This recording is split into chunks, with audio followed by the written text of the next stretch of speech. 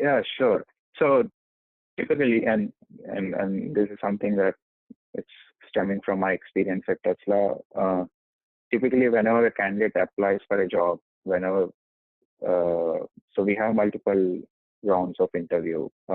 Initially, it starts with an HR round where the recruiter reaches out to the candidate and then checks the motivation and the fit in terms of whether this candidate fits or is a good fit for the company or not. And how do you check that is ask him or her more about why he or she wants to join the company, what motivates him or her to actually work within the energy industry, and what do you as a candidate would bring to the table for that company, and how would you help solve some of the challenges that the company is trying to solve within this particular industry.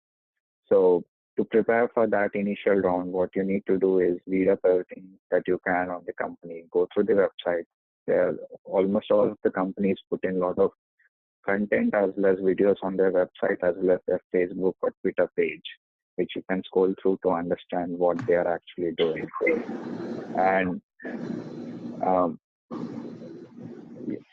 and and at the same time, second thing that you can do is uh, prepare a good story as to why you really want to get into that company and why that particular industry that you have chosen.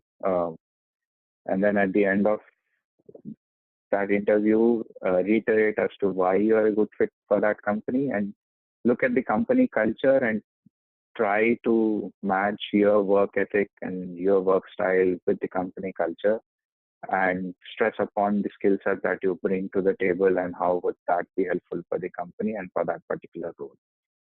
And then in the subsequent rounds, we have one technical interview where, depending upon the role, we ask questions pertinent to that particular role. So for me, it was sales engineer. So my job role was to convince customer to take in the energy products that Tesla makes and solve some of the technical challenges that they have. So my interviewer went through some of the case studies and asked me to walk through the problem solving process.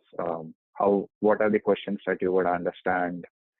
Ask the customer to understand the key problem. What is the technical solution that you would propose, and how a Tesla product can be helpful within that particular solution. And then you have an in-person interview. Typically, there are 4 or 5 rounds. And then that interview panel consists of the different teams that you would be working with.